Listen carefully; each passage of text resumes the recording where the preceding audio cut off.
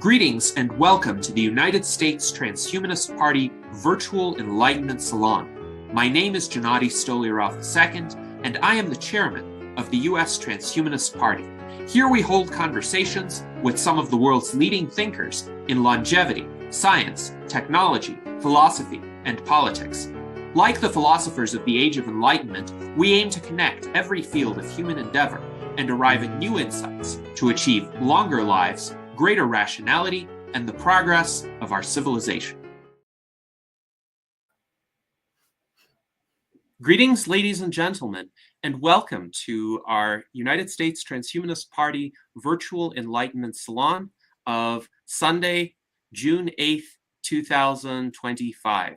We are going to offer a discussion for you today of startup cities and the potential for such startup cities and free economic zones to bring about opportunities for the dramatic acceleration of life extension research. So joining us today is our distinguished panel of U.S. Transhumanist Party officers, including our Director of Visual Art and current Vice Chairman, Art Ramon Garcia, our Director of Publication, Zach Richardson. As well, we have our technology advisor and foreign ambassador in Spain, Dr. Jose Cordero. And our special guest today is Laurence Ion.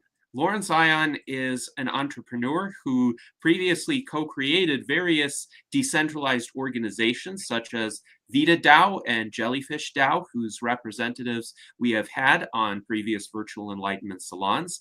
And he has also co-founded longevity-focused communities such as Zuzalu, the pop-up city in Montenegro, and Vitalia, the longevity city, pop-up city that existed until earlier this year in Roatan. Roatan is an island on the territory of Honduras.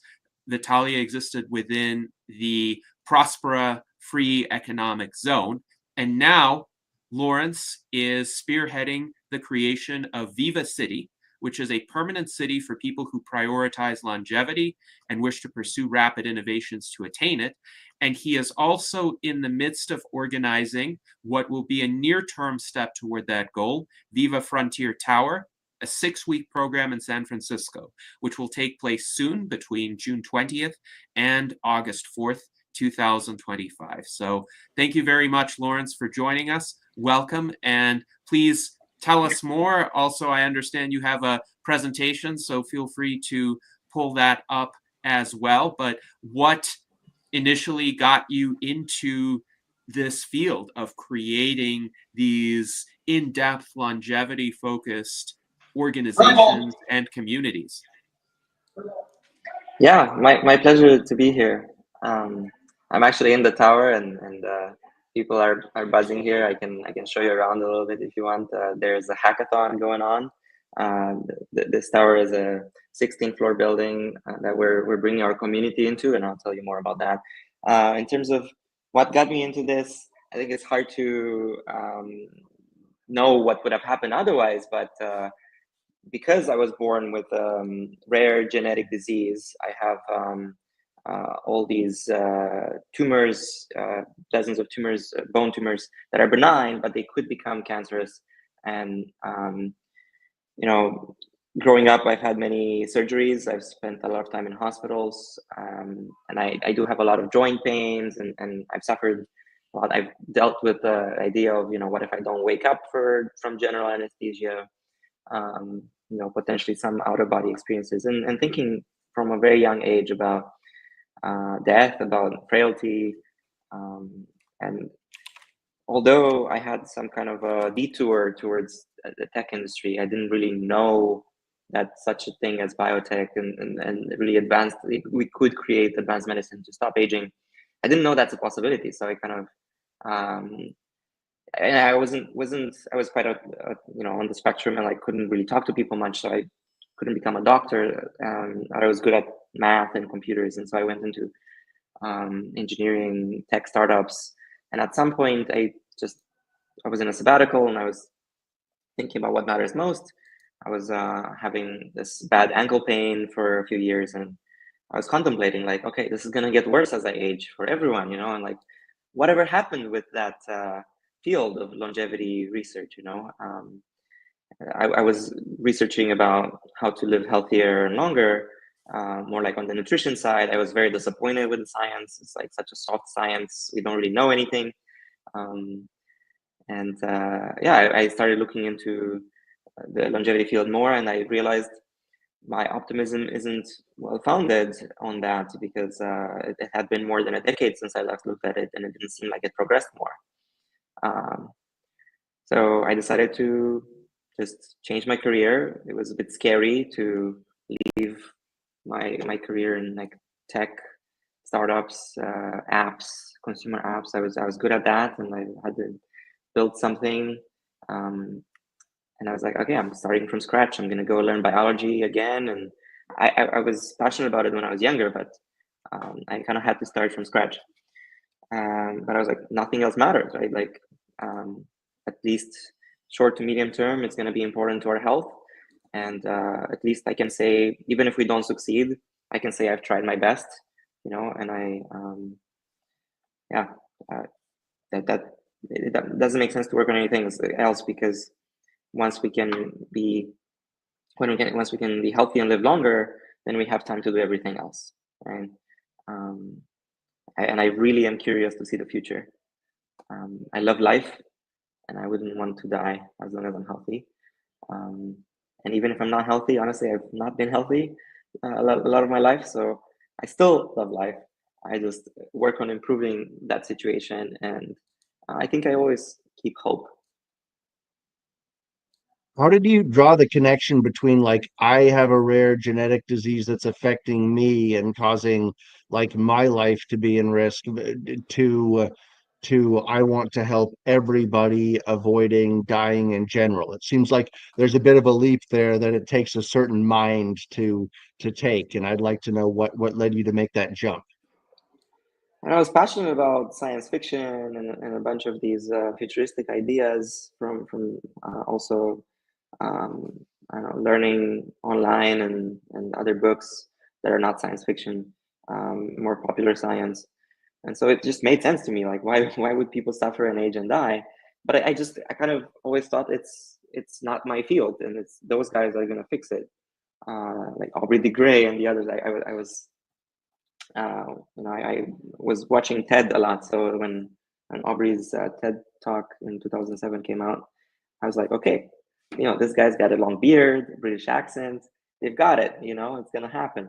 And then I was like, well, because I was more present, I think most people's attention is not on it, right? And even my attention, I was like, okay, all great, but my attention was on other things, making money, making a name for myself, probably to prove to my bullies and prove to you know, my teachers, my dad, whatever, that I'm gonna be successful. And like, you know, just I was reading, I was brought to, I was a good programmer.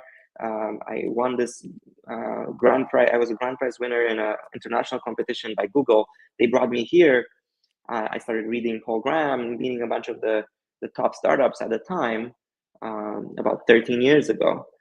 And yeah, it was just all about making apps and so on. So that's kind of where I went, and my attention was on that. And then having these health issues probably brought my attention back to what really matters. And having a sabbatical also, you know, having a lot of time to meditate and really just think about what matters most, existence itself, how things are gonna, like, the future is affecting my present meditation moment, you know, the future I'm living into, which is like degeneration, aging, and dying. So I was like, this doesn't make sense. So let's help the field. And of course, it's like, also I was driven by impact, and I realized there's nothing else that would have more impact. Of course, if maybe there is an exception here. If an asteroid would come to Earth and would, you know, destroy Earth, I would work on that, right? I wouldn't work on aging. There might be arguments that artificial superintelligence is coming sooner than aging, would kill most of the humans alive, and you know, AI could kill all of us and so on. But that's kind of hypothetical. It's pretty hard to estimate. I'm not sure. I am struggling to figure out when that would happen, how likely it is that it would be a bad scenario. So, but like I know aging is 100% going to kill us. So I take a Bayesian approach. It's, you know, maybe not 100% now. It's we might be killed by other things. So it's 99-ish or 90-ish. Like 99-ish% of my attention goes towards fixing aging. And then I also pay a little bit of attention at other risks. Is there a comet, an asteroid coming? Is there, you know, a pandemic that's going to kill all of us? Is there Nuclear war or something like nuclear that. war? Is there, like, I pay a bit of attention to that, but like, what is the main thing? Aging. Okay, that's where we got to put most of our efforts as a society. At least 1% of GDP, $1 trillion, maybe on the order of a few million people working on this as like a Manhattan project, a Apollo project, you know, type scenario, coordinating in a way as a large number of people. If I was US president, you know, I would probably go and declare like by the end of the century we're gonna solve aging, right? Like with the Apollo project, but I'm not. So I think rather than hoping to gain so much power and do it top down, my approach and my nature too is more bottom up, a decentralized approach by the people for the people. I'm gathering people in these communities as you've outlined earlier,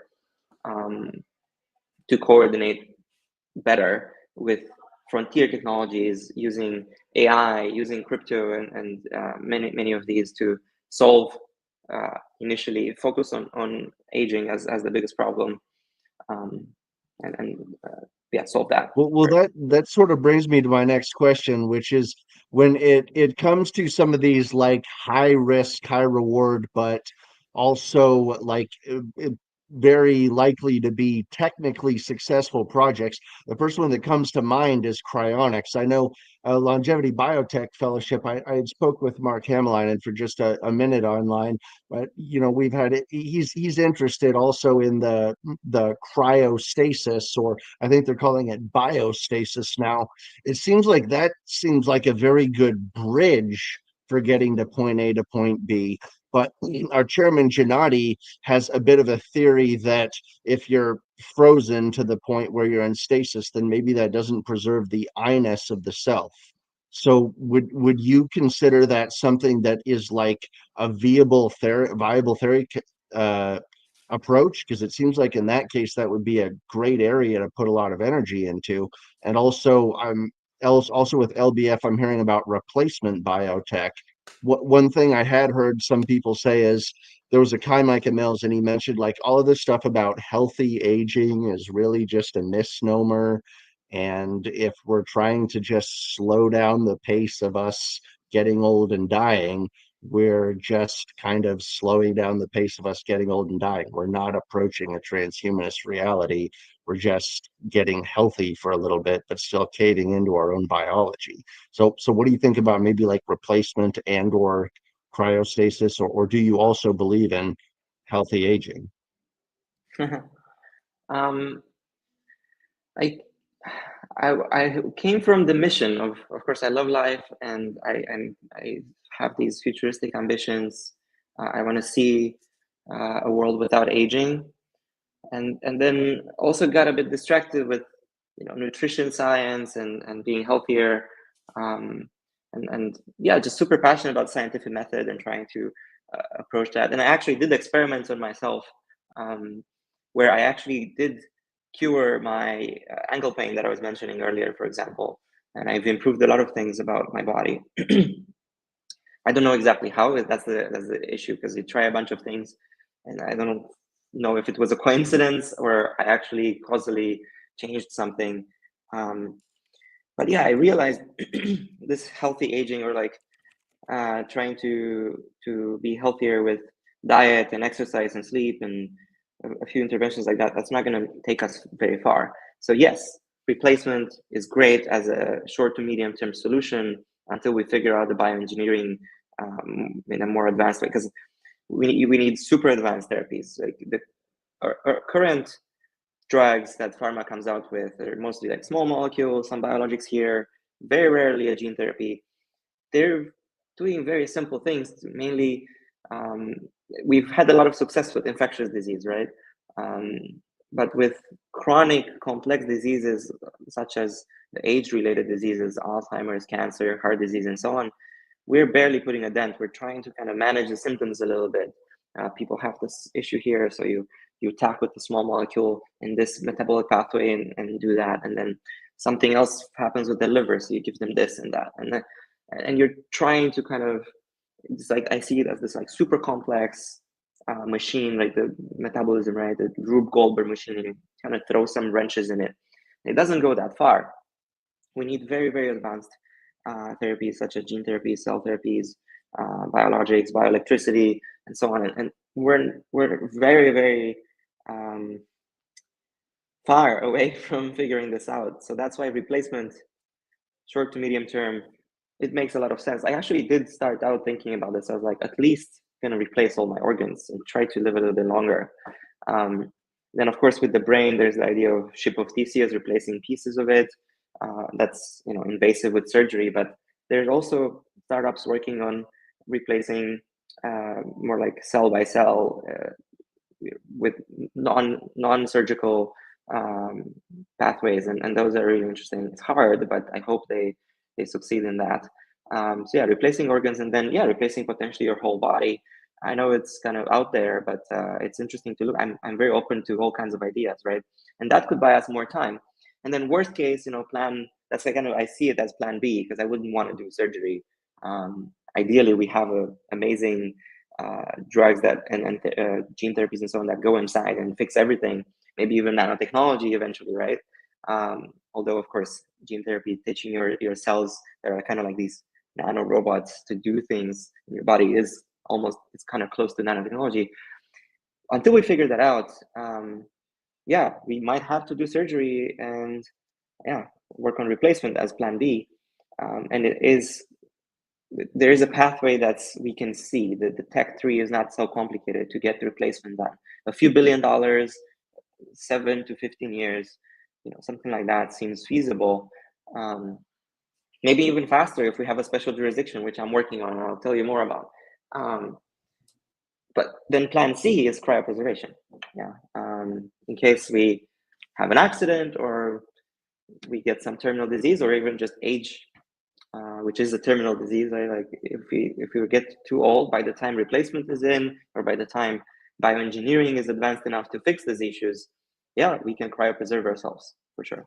Yes, very good. And Laurence, I understand that you have a PowerPoint presentation, so please feel free to pull that up. And in the meantime, I will share a comment from our Director of Citizen and Community Science, Daniel Tweed, who writes, "Health and the time to enjoy it are indeed the greatest wealth." And this is what you were discussing. Of course, even if one is not in optimal health, being alive is still better than not being alive. And that is an important point that you made as well, that all of us are going to be experiencing health challenges to some extent in the course of our lives, and persevering through them, figuring out ways to ameliorate them, is also extremely important.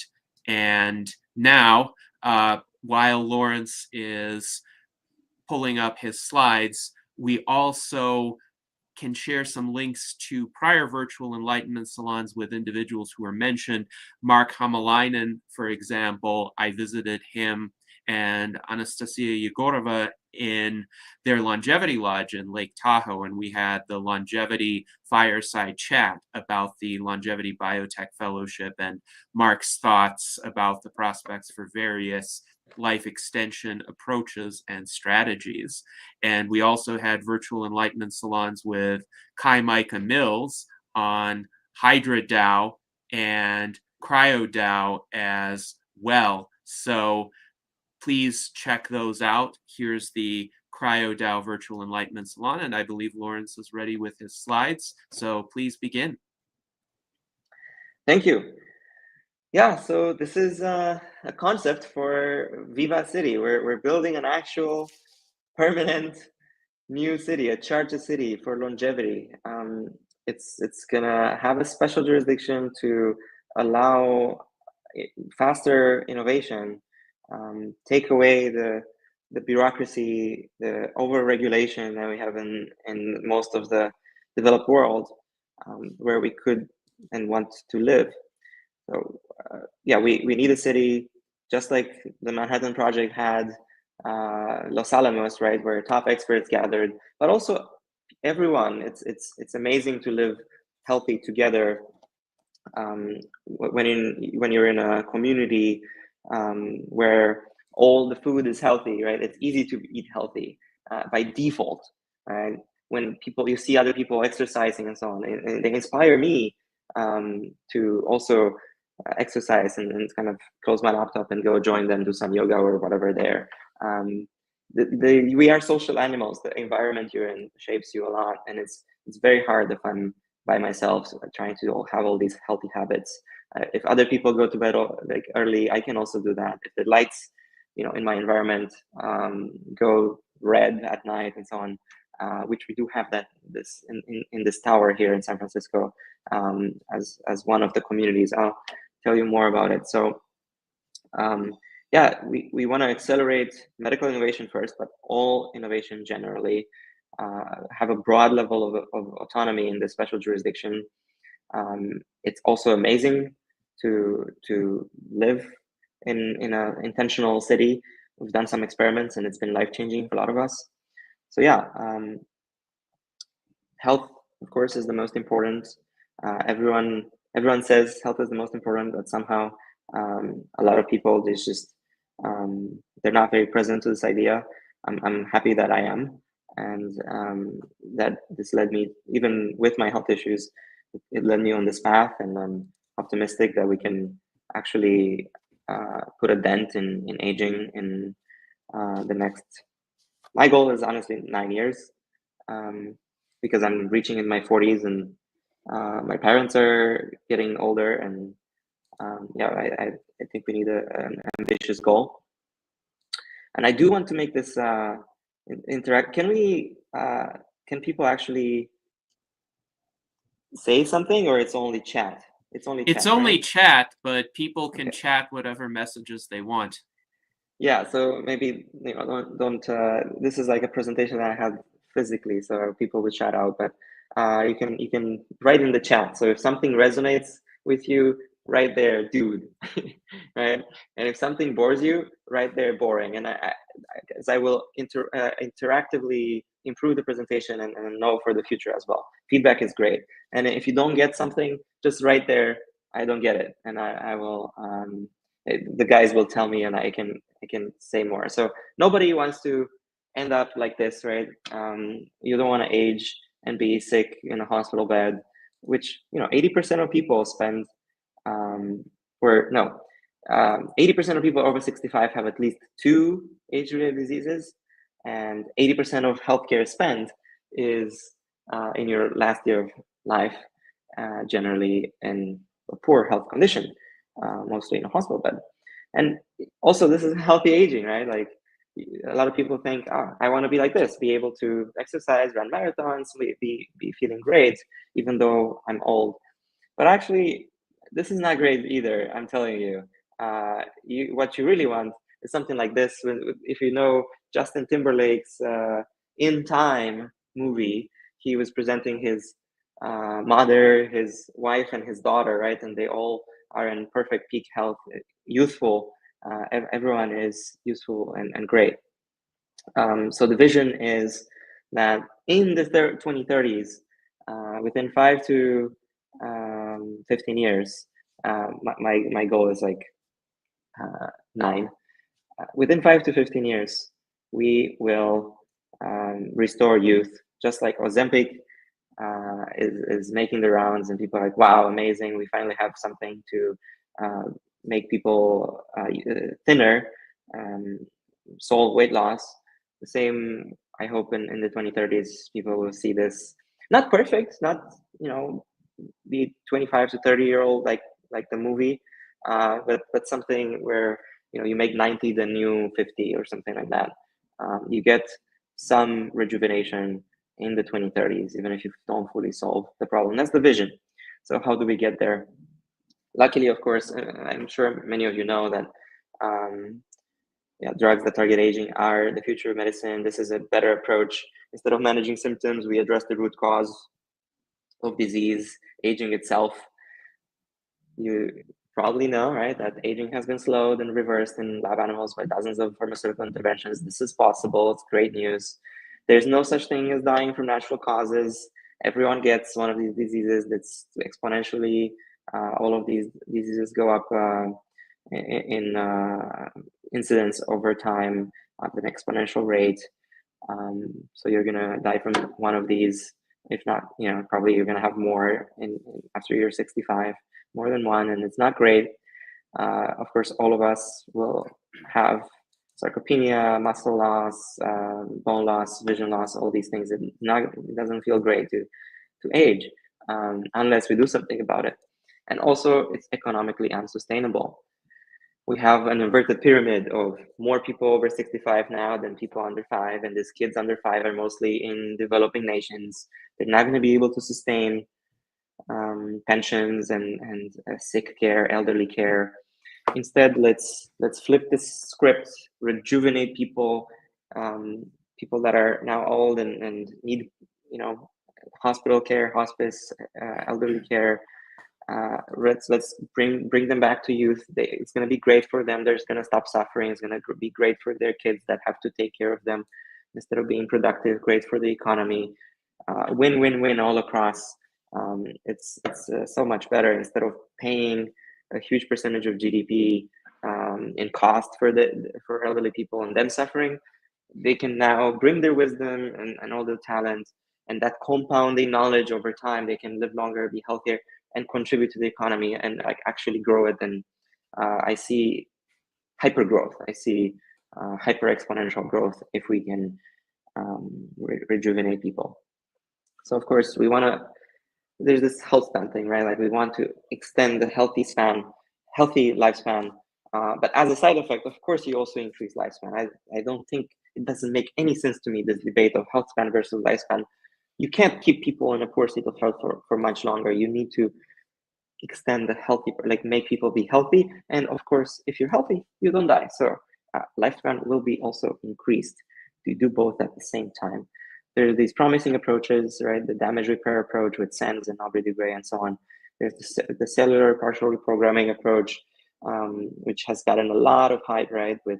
From David Sinclair's lab being very popular to Calico and Alto's labs getting billions, and New Limit with Brian Armstrong and so on. Retro, funded by Sam Altman and so on, and OpenAI making an actual GPT specifically for helping Retro and look at aging and especially reprogramming. Yeah, this is really cool. And then we've talked a bit about replacement, right? This is another approach that is little talked about, replacing tissue, replacing organs, and maybe whole body. Then there's other things that are little talked about, like continuous hormonal rebalancing. In Vitalia, we have a company, and also they're setting up in this Frontier Tower in San Francisco too, a company that is doing implants and can potentially replace, give you the hormones at the level of a young person, and see if that helps with aging, and so on. I would like to explore even more ideas by electricity and so on. And yeah, humans coordinate to achieve amazing things. I've talked about the Apollo Project, Manhattan Project. We need to coordinate at that level. Stop fucking around and really declare war against aging. Literal all-out war. Like we've seen with COVID, there was this new virus and people are like, oh my God, so many of my friends just stopped every startup they were doing. They stopped other projects and they started working on COVID testing and all kinds of coordination level. I think we need to look at it this way. And, a lot of us see aging as a crisis, just like the human society, the world saw COVID as a crisis, but most people don't.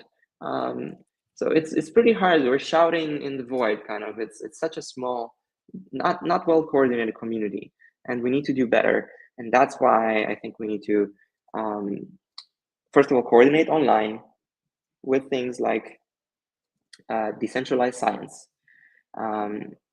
We, as a community, bottom up, can coordinate without asking for permission from institutions, centralized institutions, to fund science, execute science, and publish science in a new way, using crypto as a layer to coordinate and create those incentives that open science didn't used to have. You can't just expect people to publish everything freely and not have any reward in terms of citations and reputation or money or anything like that. The world works on incentives. And so crypto can create those better incentive mechanisms. It's a new form of money, and money is a way to coordinate people towards a goal. So with crypto, there's a way to create new forms of coordination mechanisms that are also unstoppable and censorship resistant. And with as a member, early founding member of VItaDAO, I know as a decentralized big community of over 10,000 members, we can coordinate using this token Vita to fund early stage aging research, spin out longevity biotech companies as a first example of a community being able to get something done in a decentralized manner, fund dozens of projects, deploy millions of dollars to actually accelerate things from academia into industry so that they can further be developed and reach eventually clinical trials and have medicine on the market. You can, this Vita token gives you one vote, one token, one vote, and you can contribute, anyone can contribute capital because it's permissionless. You don't have any of the traditional financial issues.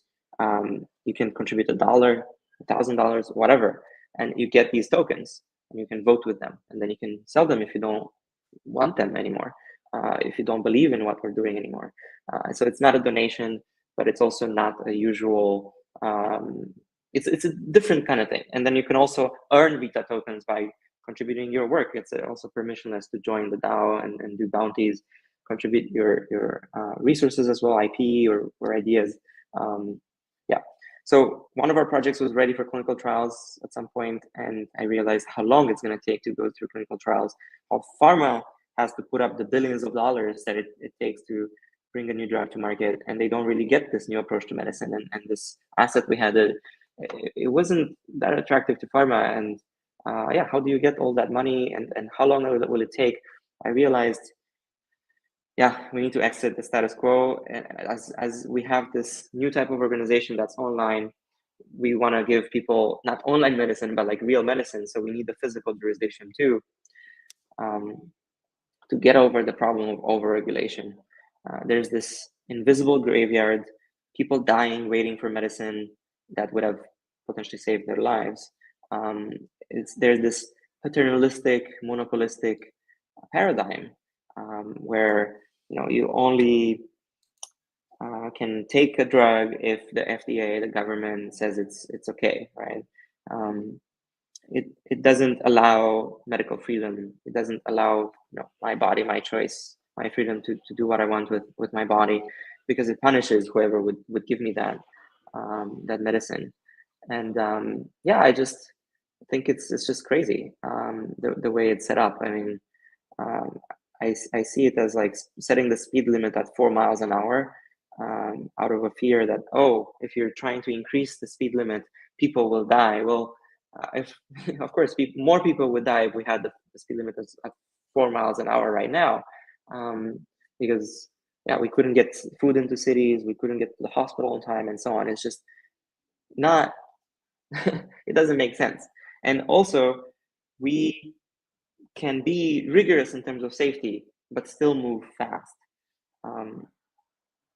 The current paradigm, I think, with FDA and pharma, it's actually not that rigorous. I'm very disappointed.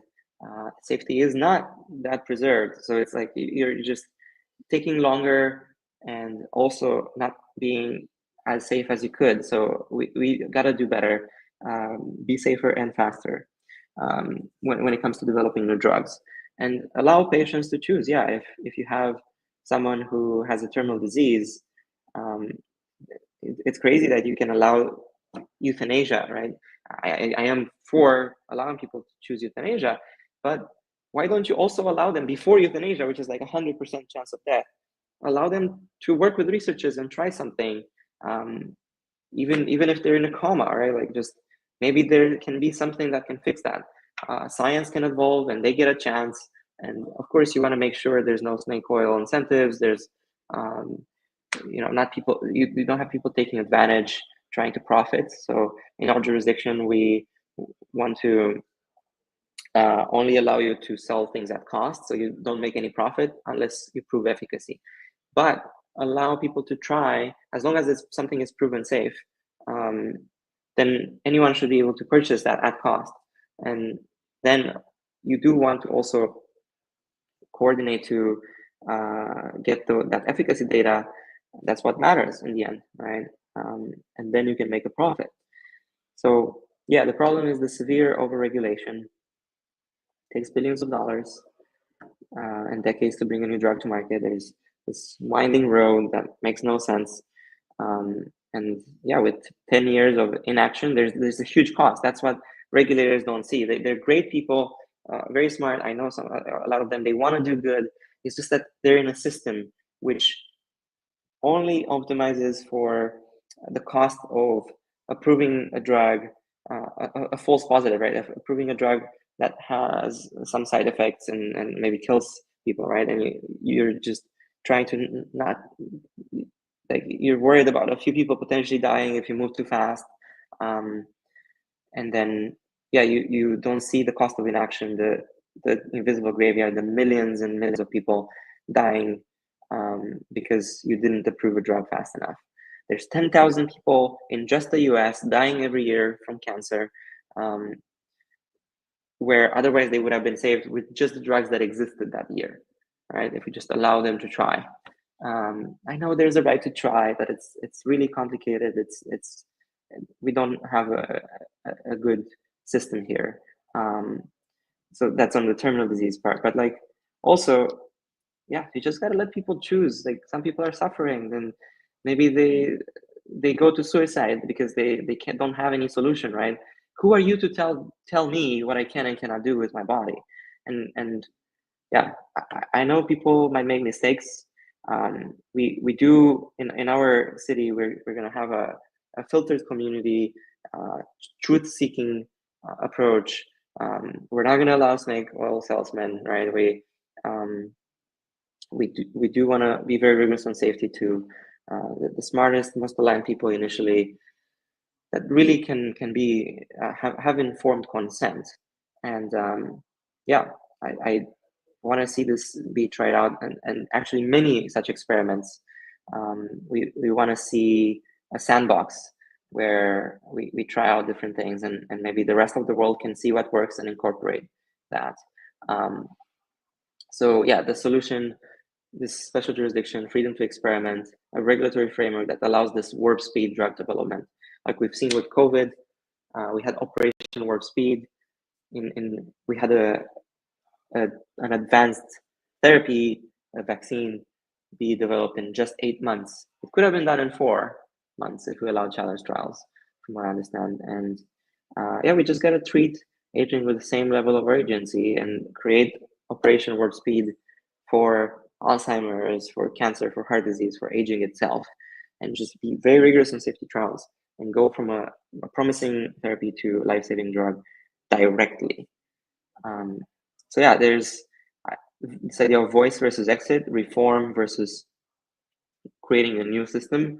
And I very much appreciate efforts such as A4LI, Alliance for Longevity Initiatives, Transhumanist Party, like working within the system to have a voice to change the system, reform. But I also think maybe 80% of the effort should be on reform. My focus is on a hedge, on the 20%. What if the system doesn't change fast enough? What if we wake up in 20 years and we're still really, really slow? It still takes 10, 20 years to bring a new drug to market. We have this iteration feedback loop that's just so slow that we realize, like, oh shit, we're not going to make it. I don't want to end up there. I support reform, but also I'm working on the hedge. I'm working on exit.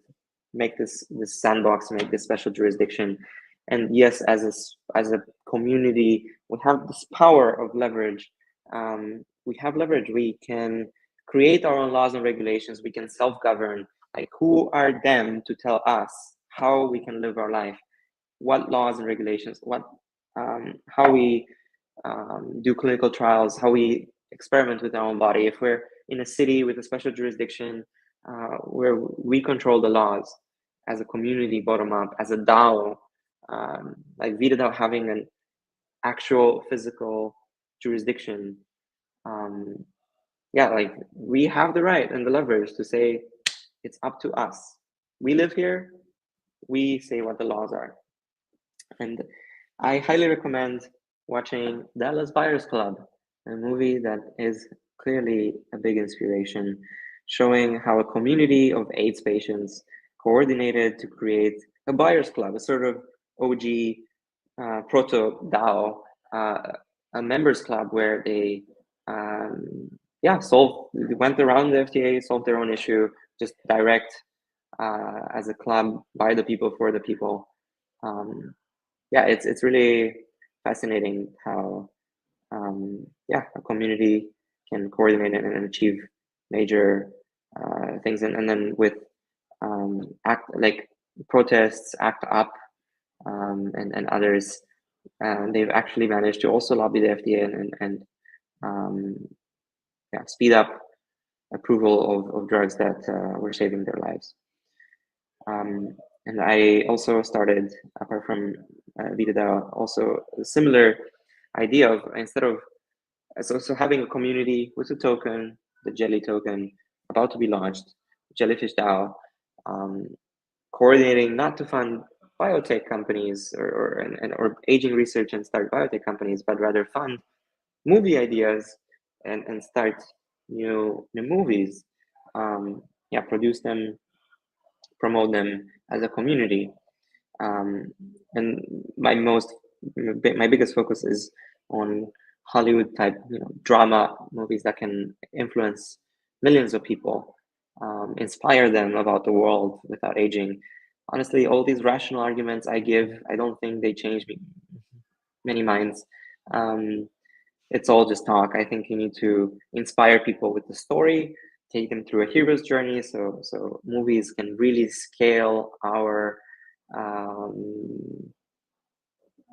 ideas to people that haven't heard about these things and that would be willing to contribute to our mission. So yeah, my dream is that we can have this warp speed for aging, bring new drugs to market within months on the order of $1 million instead of billions of dollars. And it's possible. We've seen this happen. Create this Los Alamos type thing. There's this idea of network state by Balaji Srinivasan, where you have an online community aligned for collective action, something like VItaDAO, that then crowdfunds territory around the world.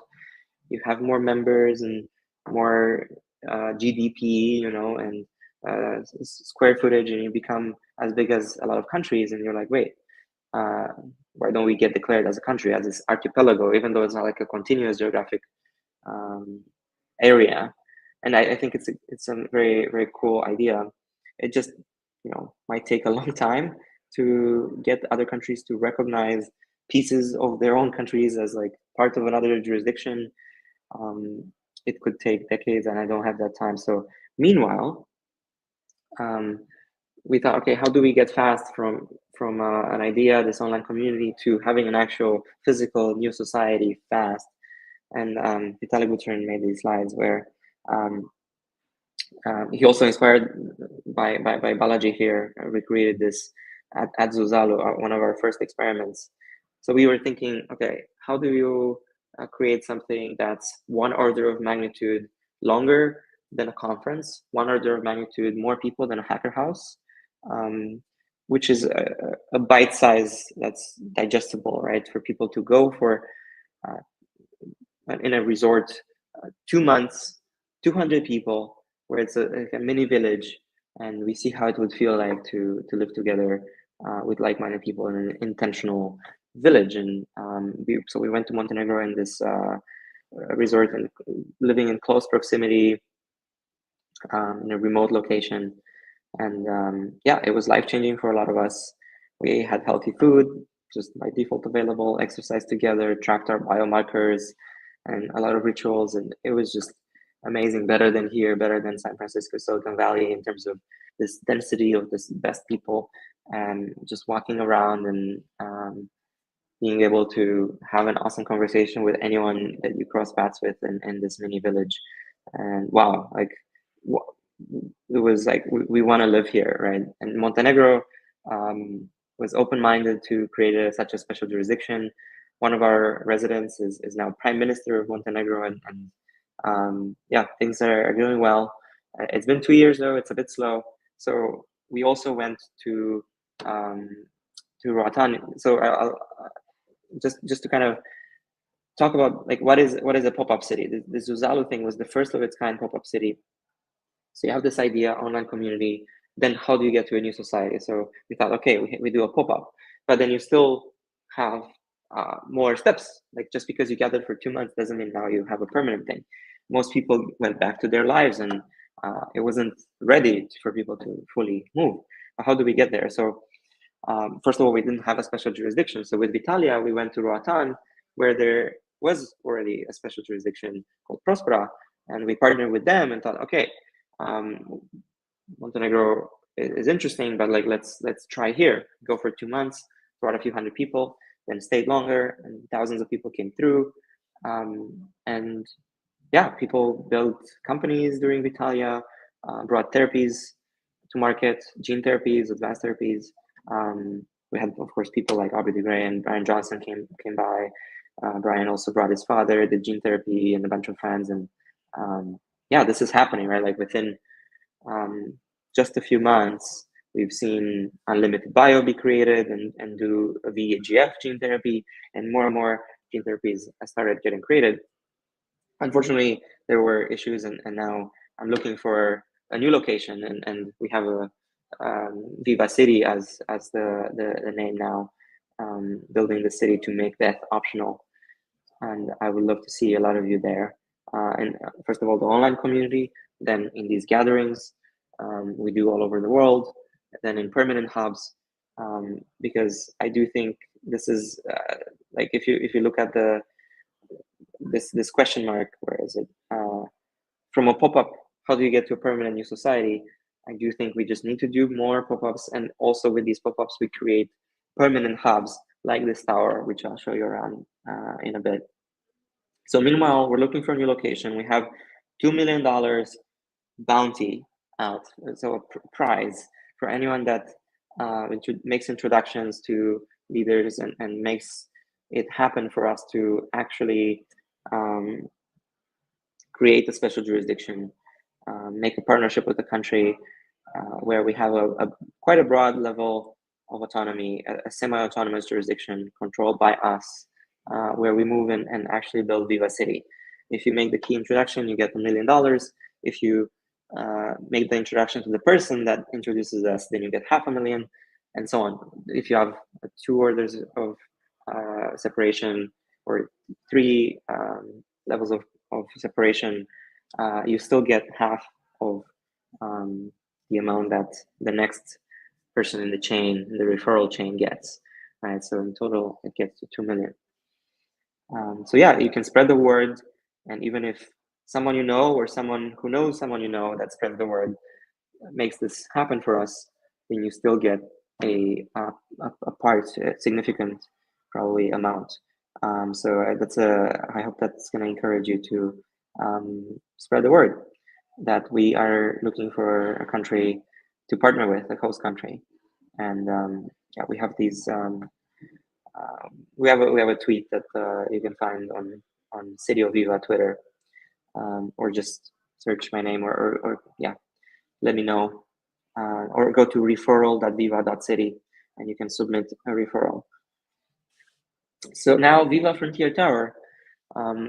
Here in San Francisco, we have a permanent hub in partnership with Berlin House. there's this 16-story building that I'm in, purchased about 2 months ago, inspired by what we did with Zuzalu and all these pop-up cities,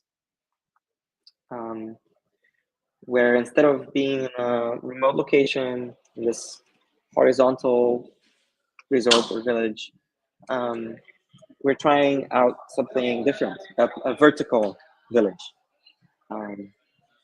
In downtown San Francisco, we have this community hub that's permanent, and we're seeding it with a pop-up village. Of course, I see pop-up villages not just as a way to try out the potential special jurisdiction, a potential location for a city, but to also seed something like this. So if you have a co-working space, for example, you can have a launch party, right, when it's empty, and then the next day it will be empty. But if you bring people for something like 6 weeks, like we do here, then people might get used to it. Today we have a hackathon, and this is our event space on the second floor.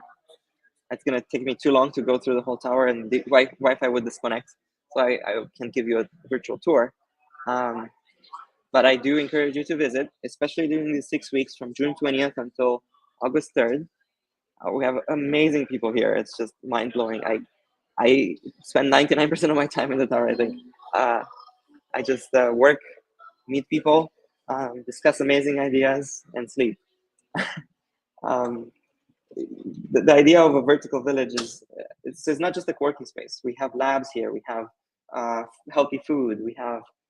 We're building a clinic. The idea is that everything you can find in a small town, you can find in these 16 floors.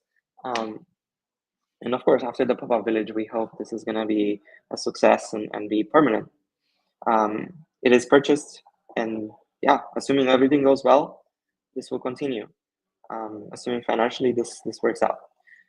But I'm very, very confident.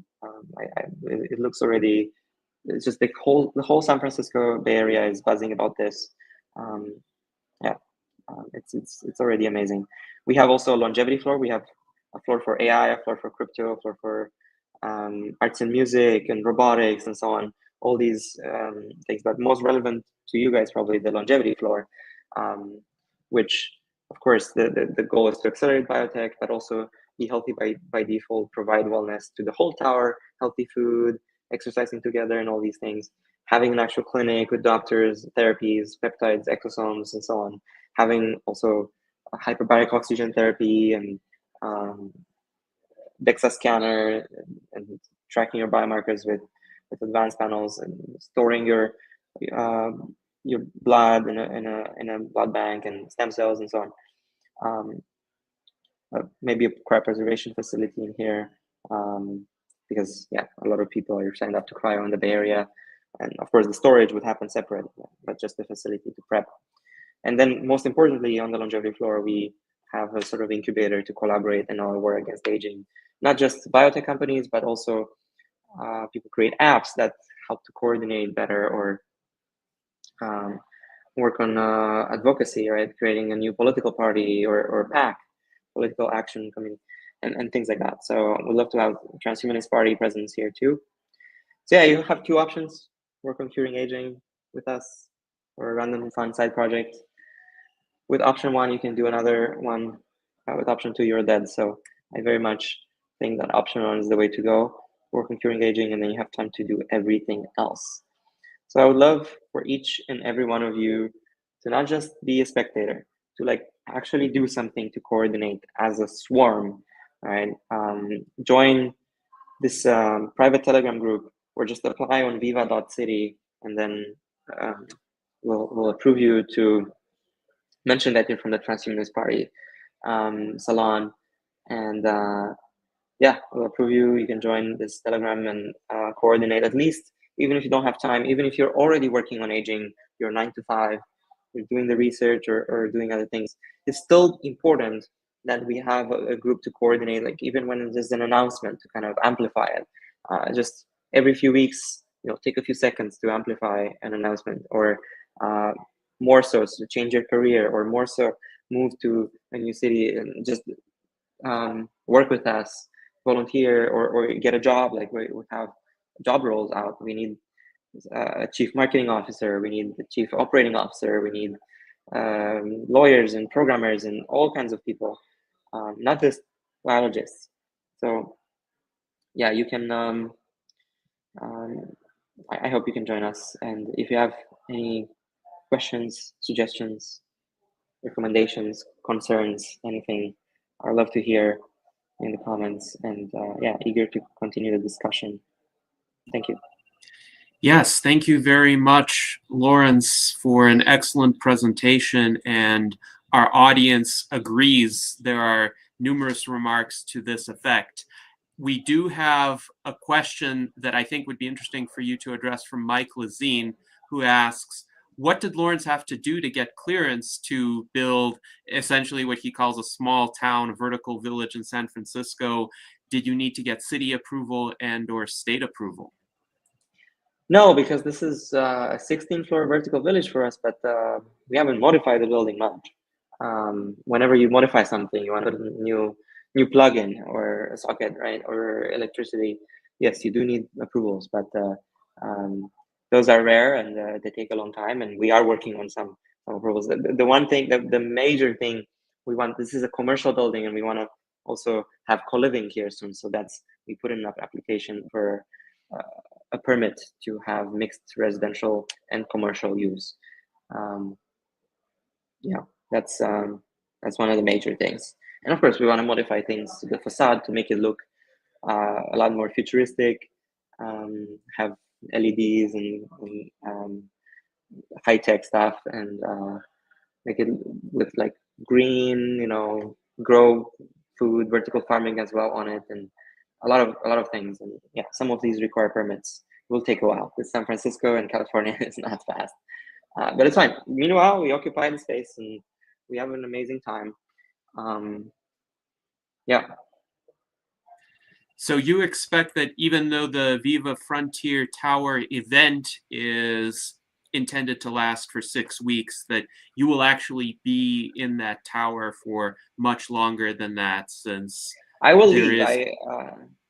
I'm going to build a camp at Burning Man after this, and then I'm going to travel to small countries to talk to government connections that I've made in the past few months, and then hopefully settle on a location and start building the city.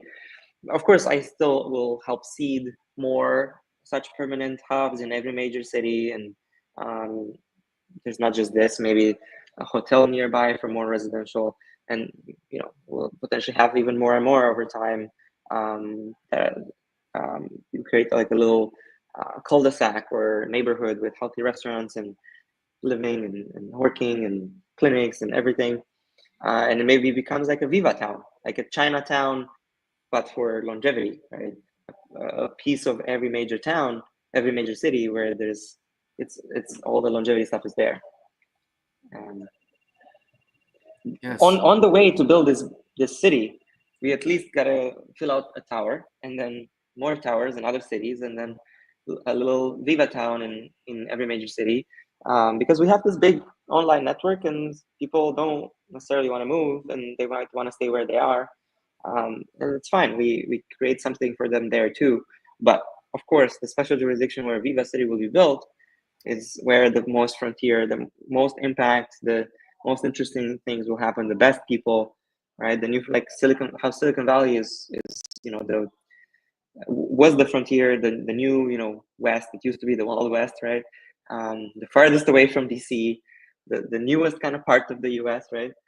Which itself was the West, was the new place to go. The same way Viva City and hopefully other cities like this will be built, which will be the new Silicon Valley, the new West, the new frontier, where the best people go, and the most innovation comes out of that. Yes, indeed. And I think it's quite promising to have longevity hubs in every major city or major population center, because that's how coordination on the ground begins. And from the standpoint of political activism, I know one challenge the Transhumanist Party faces is that we are so spread out geographically. And if we were to have these hubs starting in major population centers, but spreading out, we would then have people we could reach out to in every jurisdiction if there's legislation that needs to be acted on, or petition signatures that need to be gathered, or some sort of demonstration perhaps that could be arranged. So it is a really good strategy to create these hubs first, and then we can utilize them for multiple purposes. So thank you for those answers, Laurence. And Dr. Jose Cordero now has some questions for you as well. Yes, please. First of all, congratulations, Laurence, on your presentation. And also, I love your drive and enthusiasm to make things happen. So I truly, truly admire it. As you know, I was in Zuzalu in Montenegro, and I was also in Vitalia in Honduras. Can you explain a little bit what has happened now with Vitalia? Because Vitalia itself has also stopped, and now it is becoming Infinita City in Roatan, and then you have a Viva City. No, it's yeah. Go ahead. So that's the first point. If you care to expand on that, and also I like what you said after Burning Man. You are going to be meeting with some people around the world. And as you know, I have been approaching many people in different places. And I think this is the right time for that. So if you could tell us which are the most promising opportunities you have found so far for Viva City. Yeah, so with Vitalia, we had slightly different visions. So we split into two. And also... not working with Prosper anymore, not being in Honduras. There's also a bit unrelated, but in a way relevant, that not only did our partnership with Prosper not go well, but also Prosper's partnership with Honduras, or generally the jurisdictions in Honduras called ZEDES. It didn't go that well. Generally, the Honduras government was upset. A lot of the people were upset. I think it could have been handled better. Now, of course, I'm not a fan of the current Honduras government. The Supreme Court declared that these jurisdictions are unconstitutional and with retroactive effect, which makes no sense.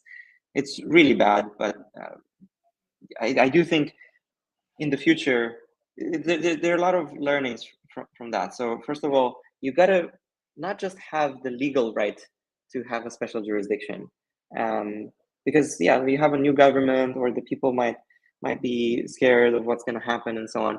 You have to also provide a lot of value and fast to the people. They don't have the patience to wait for promises and delays and all that.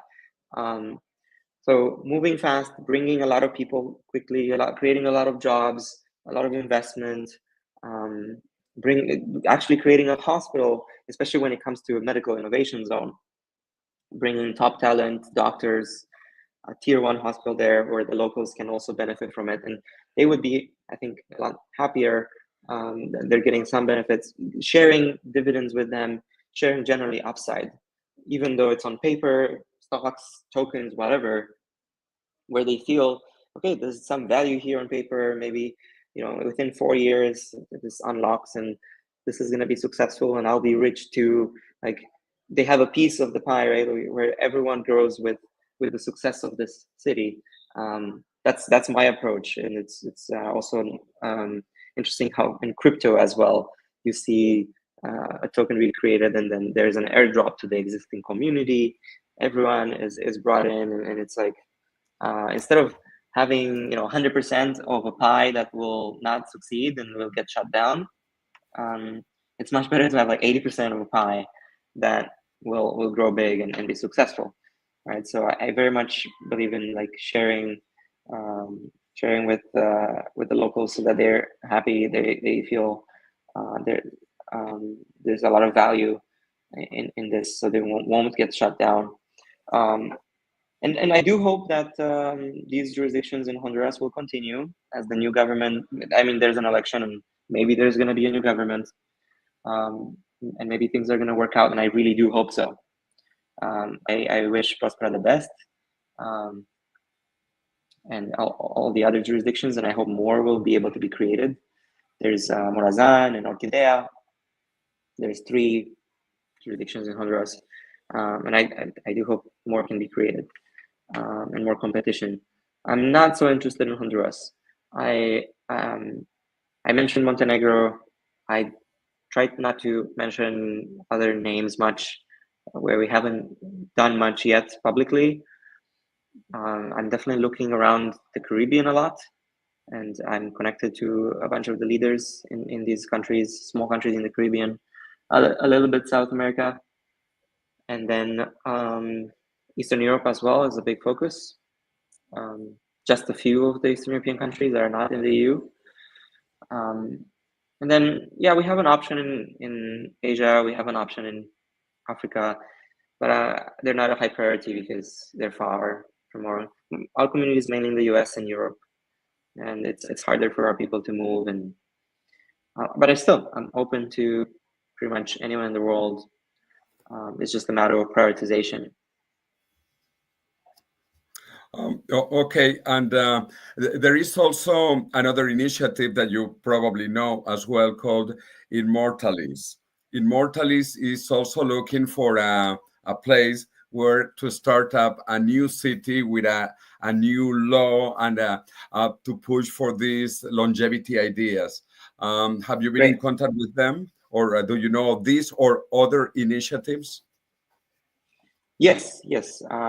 So we're kind of overdue to chat more. I did meet Wallace in person I think in Singapore, after the Network State Conference, maybe the Network School too. But yeah, I definitely should chat more with them. And yeah, I'm eager to see what's up. I've just been building here in San Francisco, and yeah, I hope they can come. I know you're closer to them, so I hope they come by here. And I do believe Wallace Hamilton is, or at least was, in the YouTube chat, and he remarked favorably upon your presentation, Laurence. So I think there are definitely opportunities for the two of you to connect.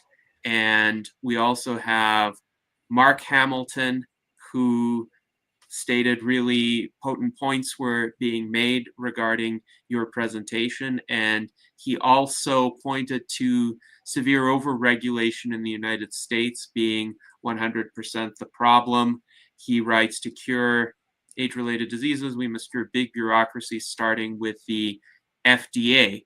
And I'm curious if you see this as a strategy to get around some of the barriers with the FDA and motivate reform after certain treatments, or a more expedited approach to experimenting with and approving these treatments is demonstrated to be effective in these longevity jurisdictions, longevity cities, then perhaps in countries like the United States, the governments could take a second look at the processes with the FDA and liberalize them and make those treatments also available to their own citizens.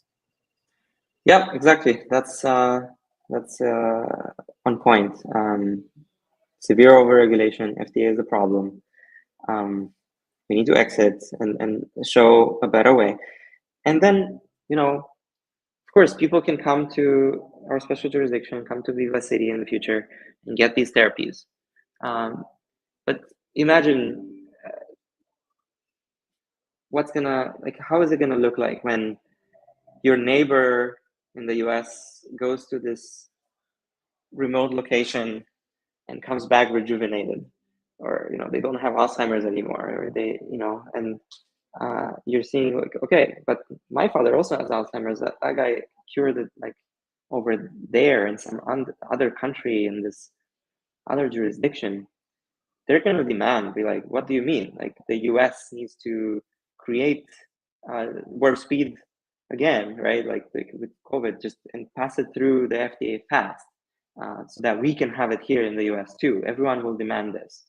Rejuvenation, curing these age-related diseases, or improving them a lot, where it's like, it's going to be a no-brainer, right? So the FDA will be lobbied. There will be huge advocacy efforts for this. Yes, indeed. And hopefully that will be the outcome that arises. Now, I think a lot of our audience members are curious about Frontier Tower and essentially the logistics of the event that you will be putting together in the next 6 weeks. So what will that look like in terms of people who want to come there, people who want to take part? How should they essentially proceed in making arrangements? Are there like different experiences, different tiers of participation that could happen in the Frontier Tower event? Yeah, here's the poster. Yeah, I don't know how to show it better. So it's 6 weeks. There's 3 tracks of 2 weeks each. So we have the longevity track first, with the summit at the beginning. So opening ceremony, like people arrive on the June 20th, then opening ceremony on June 21st. Then we have June 22, 23, the longevity summit. So it starts with that. The rest of the 2 weeks, we'll do a bunch of self-organized workshops. The community, the residents here will put up sessions. Some are more intellectual, where you teach people something like hack your own genome or whatever, workshops or talks or circle discussions. Some are more lifestyle, where we do yoga together, we maybe meditate, or have a book club, a running club, writing club, all kinds of things like that, accountability partnerships, and so on and so on. That's been my favorite part of Zuzalu, Vitalia, Zeller City, and all these that we've created, is just the co-living aspect with like-minded people. My life has improved so much. I couldn't really see myself live any other way at this point. I gotta be surrounded by my people. Then we have the AI track, also 2 weeks. Then the crypto track, also 2 weeks. And there is a bit of a thing here where it's like, it's actually, all of it is cross-disciplinary. Of course, we bring AI and crypto into the longevity track. Of course, we bring longevity and crypto into the AI track, and so on. It's just more of a, if you're really most interested in one and you only come for 2 weeks or just for 2 days for a summit, then that's when you come. So the AI summit is actually in the middle, July 12, 13, because the first weekend would have been 4th of July. Amazing Independence Day barbecue, 4th of July. We have a wedding of one of our community members that actually came to Zuzalu. Then the guy proposed in one of the Zuzalu town halls that are organized, and then they got engaged there, and then they're gonna have the wedding here in the tower during the pop-up. I love to see that. We also have an actual baby that was created at Zuzalu. And startups, a lot of startups. I love to see this. The best part is the connections that people create. This is not a conference, right? It's not like a 6-week conference. It's something different. In a conference, it's just I can't really do conferences anymore. It's like, it's a bit annoying. Like you just you change a business card. I don't even really know you. It's so short. All the lectures, nobody really listens to them. They're on their phone and or their laptop or whatever. People socialize a bit, but it's so superficial, versus living together with people for 6 weeks, 8 weeks, 2 months, or longer. And the thing is that we we go to many of these, so like we kind of develop relationships even longer term. Sometimes I just don't even know what someone does for like until the end of the thing, where we just build such an amazing friendship, and we talk about all kinds of ideas, but I might not know their exact job, and then I sometimes found out towards the end, I was like, oh, actually, you work for this company that actually we should have a partnership with, and then we do, right? Because we've already built an amazing connection. Yeah.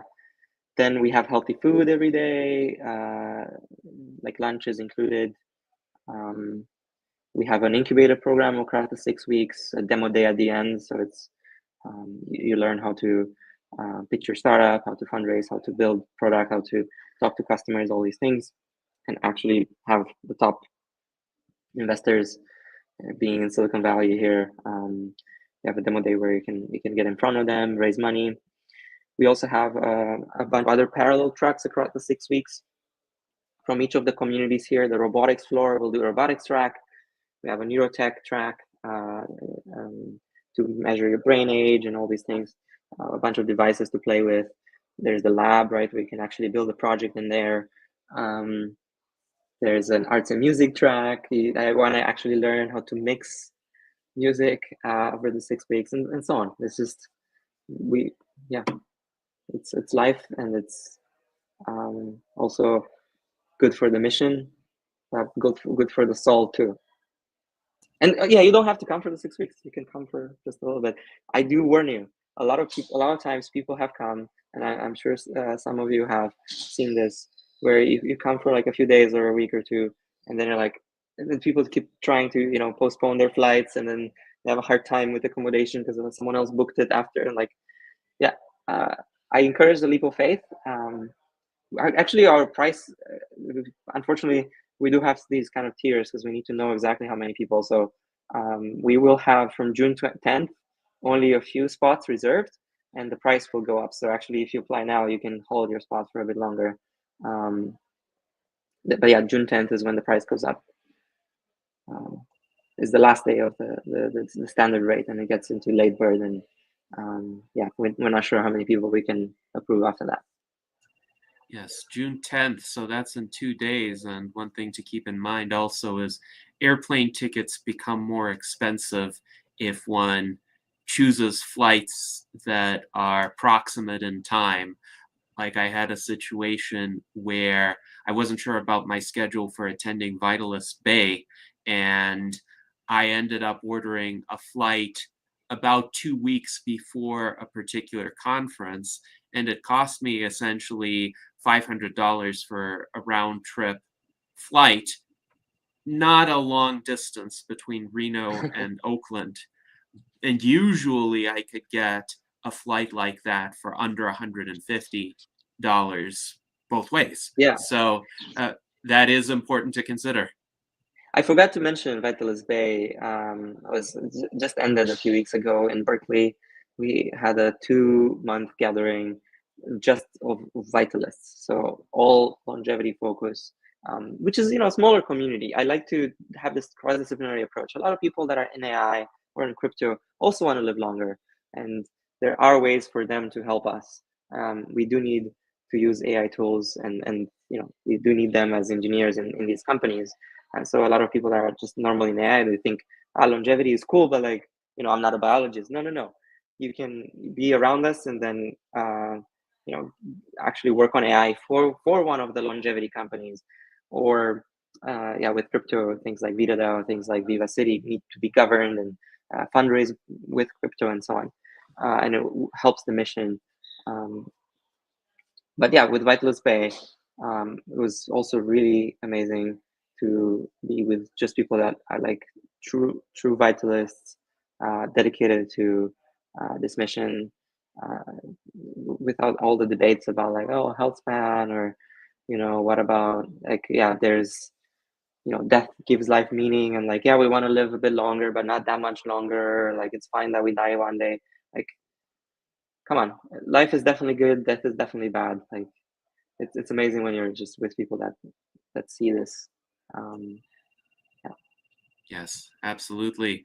And by the way, Josh Universe has a compliment for you. He writes, Laurence is one of the most genuine people out there. So thank you, Josh. I can second that, since you and I actually happen to be on the same plane going to Radfest from Reno to Anaheim, and it was just sheer coincidence that we happened to be on the same flight, and we had a great conversation on the way there. Now, we also have a question from Luis Arroyo, who writes, how could these types of alternative environments and communities be made accessible to those who want it? And what are the chances, in your view, of a pop-up city or village like this being established in a place like New York City, another population center in the US? Yeah, accessibility is a big focus. We've always made it possible for a lot of people to join regardless of financial circumstances. We have scholarships available, and we've just given way more scholarships than we had funds for, honestly. Like we just try to make this life-changing for a lot of us, and spark this movement. So yeah, we still have some scholarships available. It's not like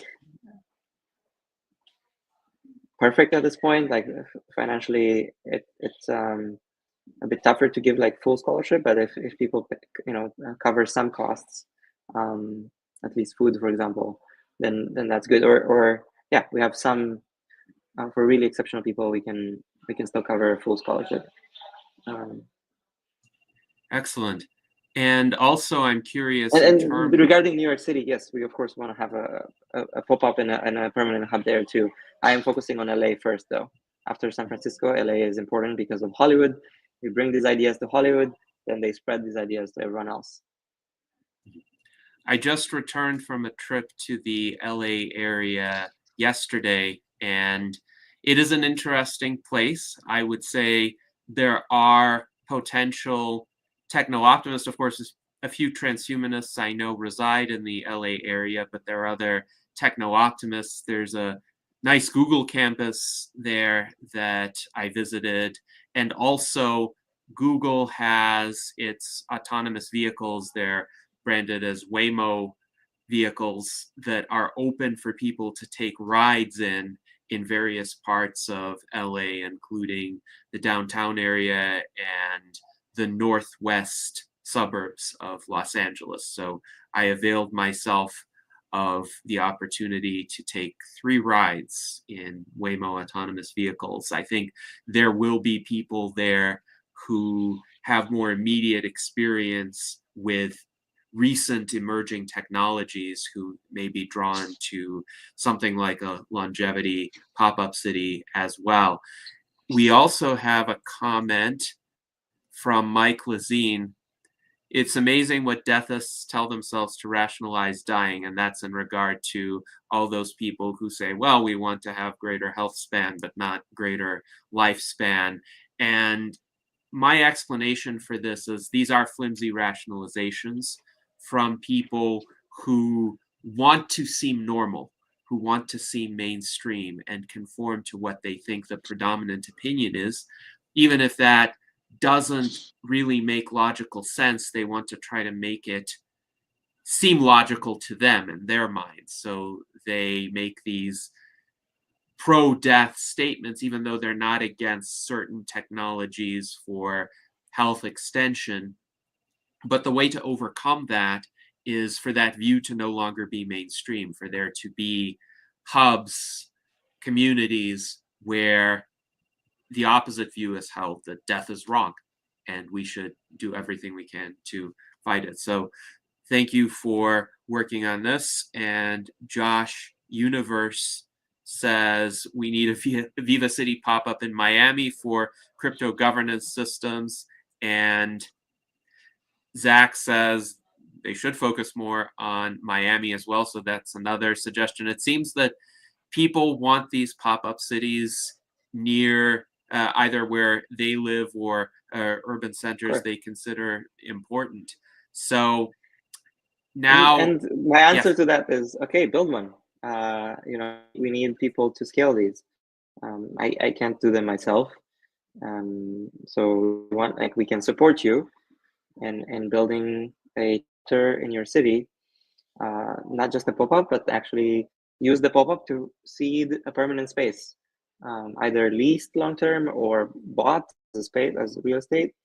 And then, people passing by that place can always go in, get a membership, or you can even have a storefront, like a coffee shop, that instead of just being a coffee shop, you can add some, NMN coffee or whatever. You can make it a longevity nootropics bar or something as well. And then in the back or downstairs or upstairs or whatever, you can have a members section with co-working, with maybe even longevity clinic, like wellness clubs, social clubs, type Soho house.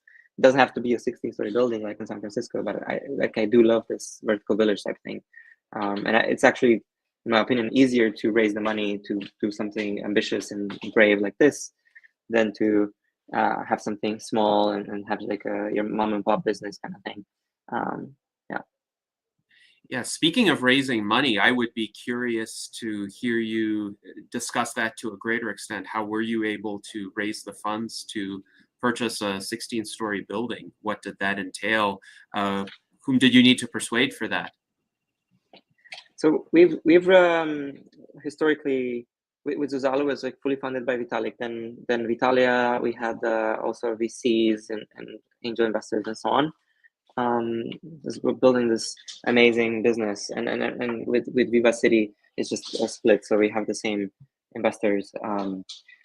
And the business model, just if you want, I can quickly give a point on that. It's not events, of course. It's the fact that we're going to build this big network of people. We're building a one-stop shop for longevity, a product where you go online and not just be part of a group chat, but rather you can have everything there.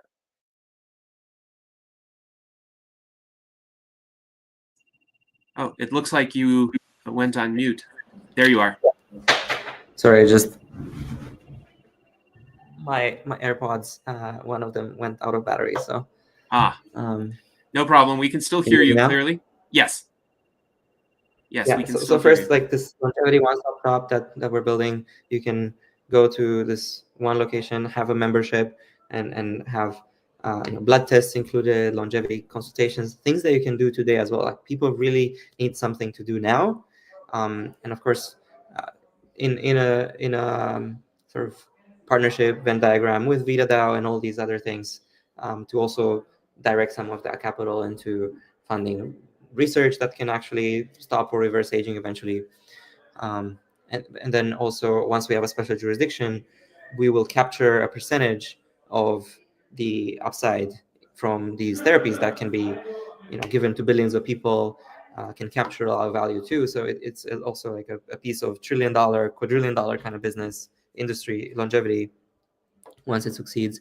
Then also, when you build a city, it's really interesting because you're starting with land that is very cheap, undeveloped, under $1 a square foot, and then you can get that to a point where, if you have a lot of people, like Hong Kong, Dubai kind of level, thousands of dollars per square foot. So you have potentially thousands X or 100,000X return potential, like with the VC funded startup on just the land.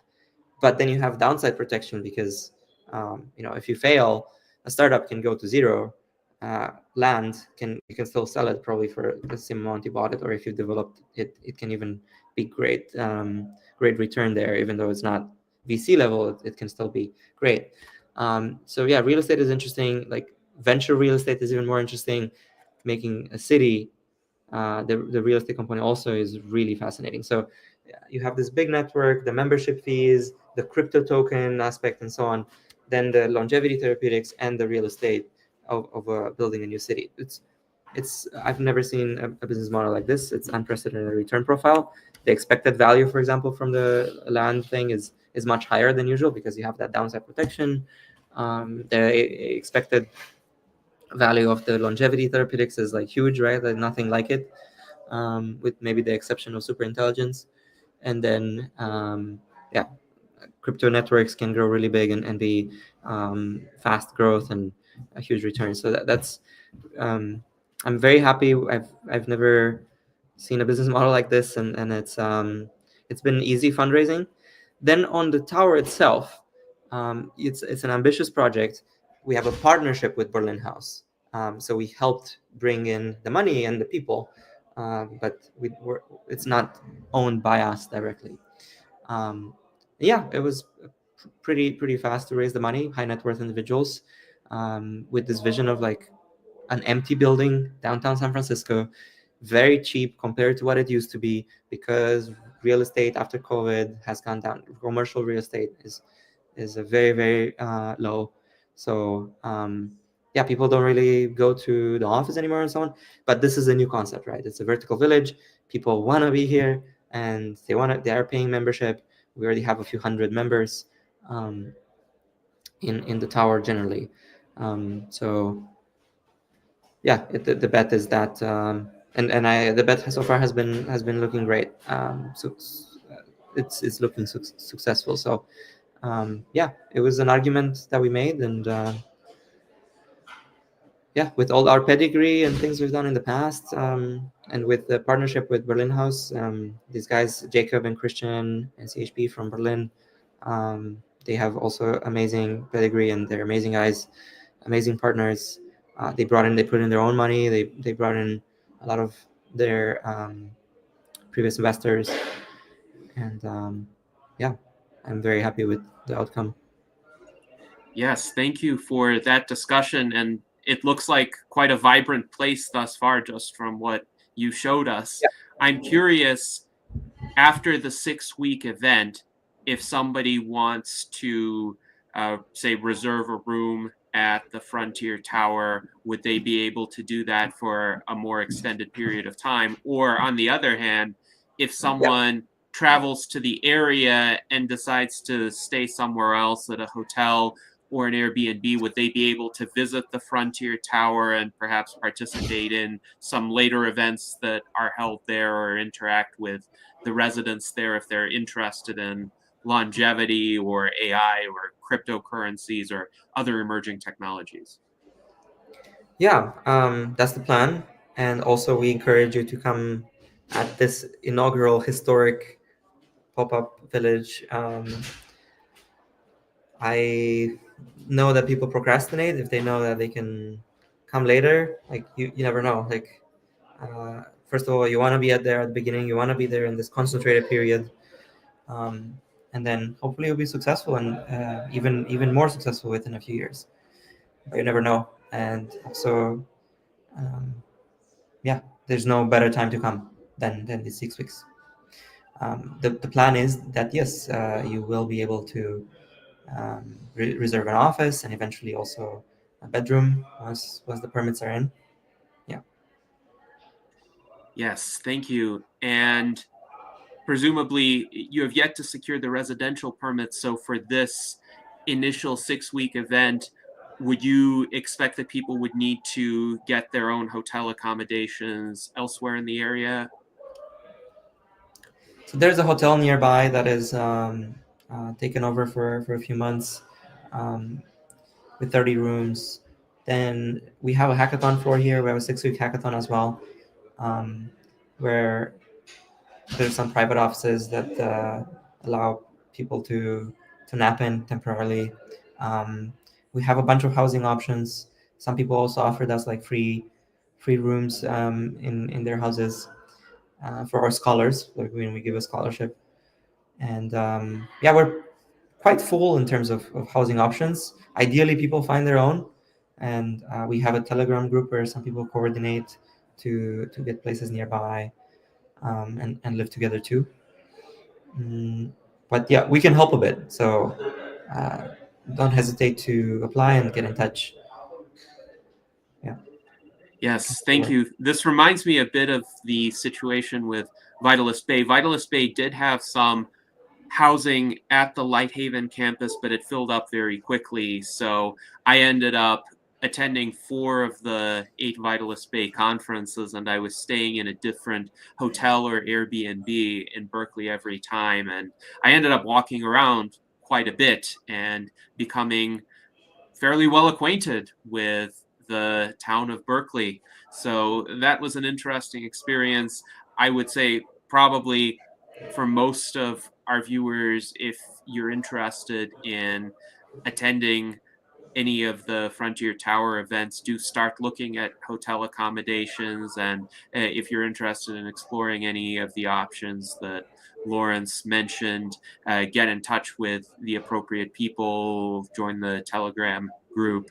But yes, it does take some creativity to figure out something that works for oneself in that kind of situation. And I do hope you get the residential permits eventually, because that would be a massive convenience to the residents if they can just reserve a room in the same building. I know some of my favorite conferences were held in hotels where I could get a room in the exact same building, and then I could just come downstairs for the conference. Now, I do wonder if Art Ramon has any questions or comments. Just that this business model kind of reminds me of a lot like artist communities that sort of build up in kind of lower end areas, usually as artist lofts, but then broke artists live in the artist loft, and but then they get accused of gentrifying the area, because they kind of bring it up economically, and then they get accused of gentrifying the area and getting rid of poorer people in the area. So would that be a problem where your location is at? I mean, is there housing in that area, or is it strictly just office buildings that are just underutilized? There is housing nearby. Yeah, there are hotels, but also apartment buildings. Things are expensive in San Francisco, but yeah, this area is not great. It's 610 Market Street. It's getting way better. It's getting cleaned up, and that's one of the things. That the reason it was also not great is because during COVID, people stopped going to the office. Then the restaurants and every business nearby ran out of business. So it's like super vacant on the commercial areas, and so a lot of homeless people have kind of made it their home.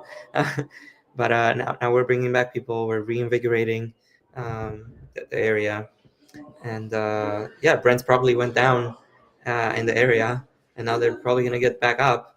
But I mean, what can you do? There's supply and demand, right? Like if more people want to live here and it's better, then the prices go up. The way to do it, of course, is to own a piece, and we with owning the tower too, it's about giving it to the community to govern it with a crypto token, and everyone can own a piece. And just the key is to get in early so that you have a piece, and then even though the prices go up, you financially are also benefiting from riding that wave with the value that you also are creating by coming there. And especially coming early, you create more value because and anyone can come when it's already successful. The early adopters that come when it's not clear if they will be successful, they deserve, and they have the biggest impact and deserve more upside.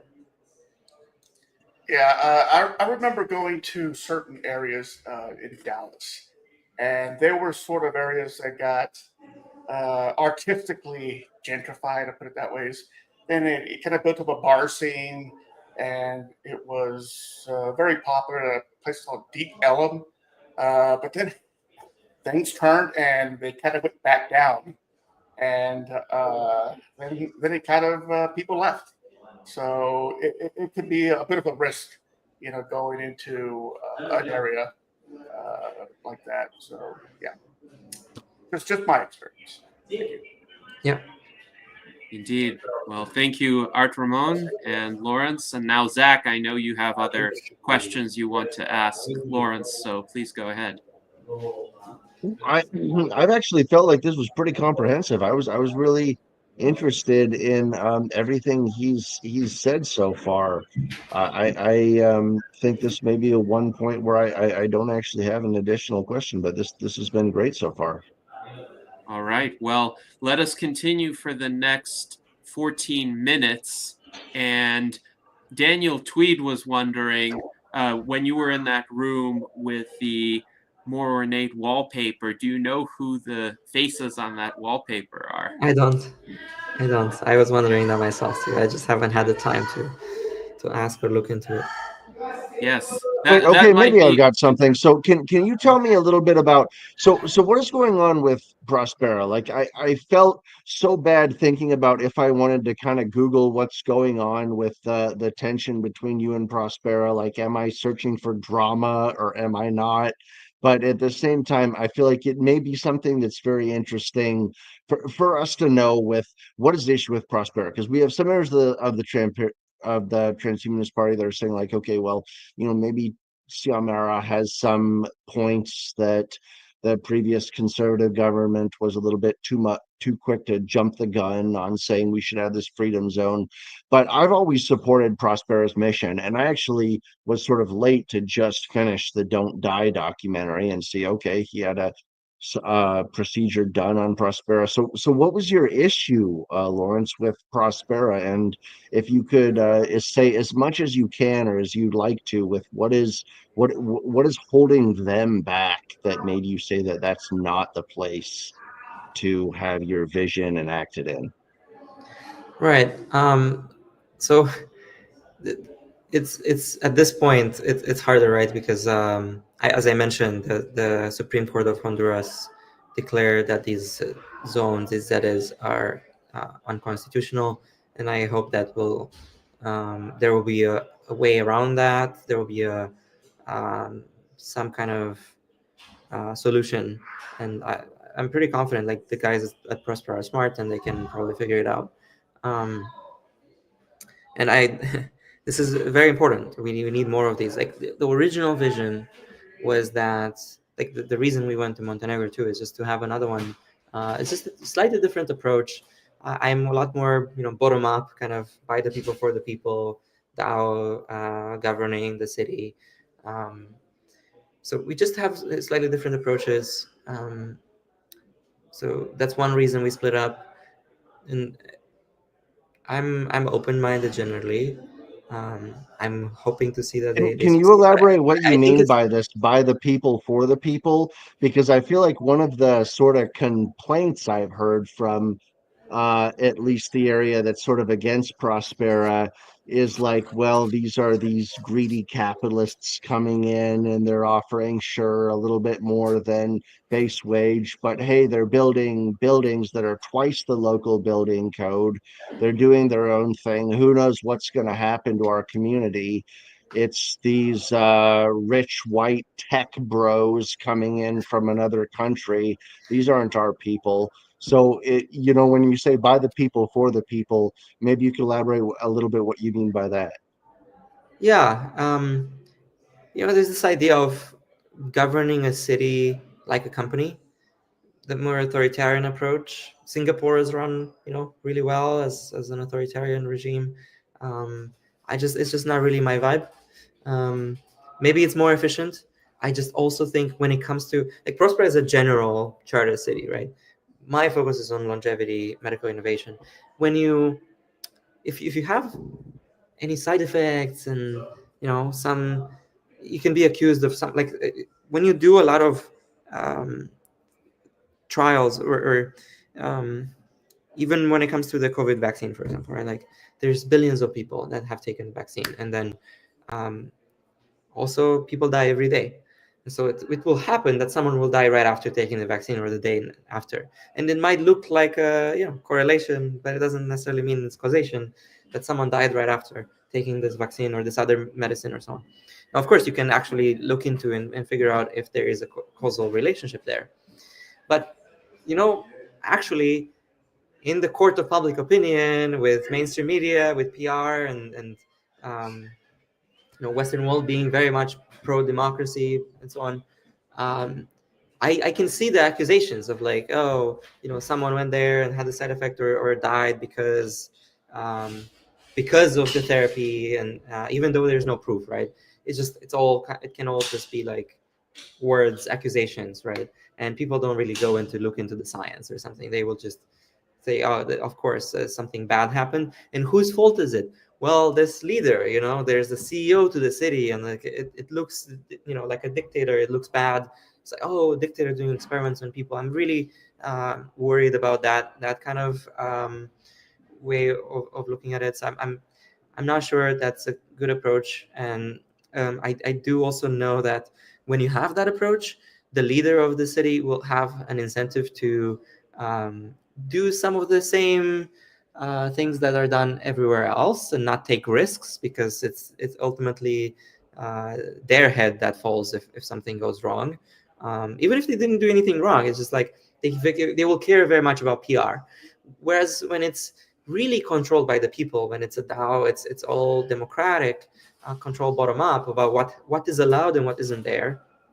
Now, of course, it's not a good idea it's not efficient to vote about everything and have everything be a popular vote. Like if you build a bridge, you don't want the people in that city to vote where each bolt goes. Like, no.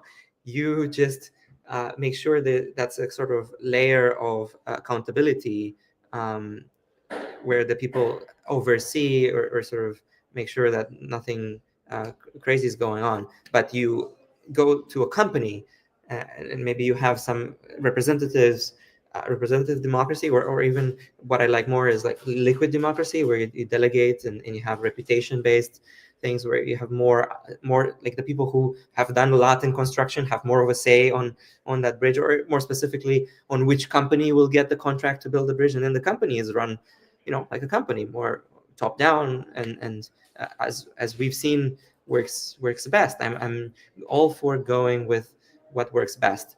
So companies can execute, and then the people decide how they live their lives. So that's the approach. But also, there's another thing to be mentioned here. The whole point at the beginning was to create another one, because we were worried, what if Prosper is going to get shut down? We were seeing, or Morazan, or the other one, or Orquídea, this jurisdiction in Honduras. We were seeing that Honduras was talking about shutting them down, right? So it was actually a good idea for us to go to Montenegro and other places to try to create new ones. It's been a bit slow, so we kind of also did a partnership with Prospera, and that's fine that that we're going our separate ways now. Like, I really think we need to focus on creating other ones, especially now since there's even bigger problems in Honduras. I do want those problems to go away. I do want Prospera to continue and succeed, but I'm just going to focus somewhere else. And we have slight differences, but also it's good to have diversity of approaches. Yeah, and we have a focus on medical innovation. Yeah. It sounds like part of the reason you were saying, though, with Honduras and Prosper in general, though, is that there may be too much of a centralized power structure, such that it would perhaps be not enough medical experimentation, because there would be a negative incentive that one person at the top would have certain repercussions happen to them, and therefore they would want to have an artificial level of suppressing some level of experimentation, even though in that scenario it would be still far better than what's going on in, for example, the United States. Is that correct? Yeah. Incentives matter a lot, right? So when you have a group of people that are self-experimenting and self-determining their own laws and regulations, you might say that that group of people is a bit crazy, that they are allowing themselves to and injecting themselves with things, right? But it's kind of up to them. Like, who are you to tell them what they can and cannot do, right? Um, Well, sure, but what would you say to the people that say that sort of top-down structure is what's protecting those people, and that if we have it like not if we don't have the centralized structure that's controlling that protection, then people are going to have more negative effects, and that we need some sort of level of accountability. And in your ideal situation, what is the level of accountability? Does it come down to the true ANCAP idea of you sign a waiver, so there you go?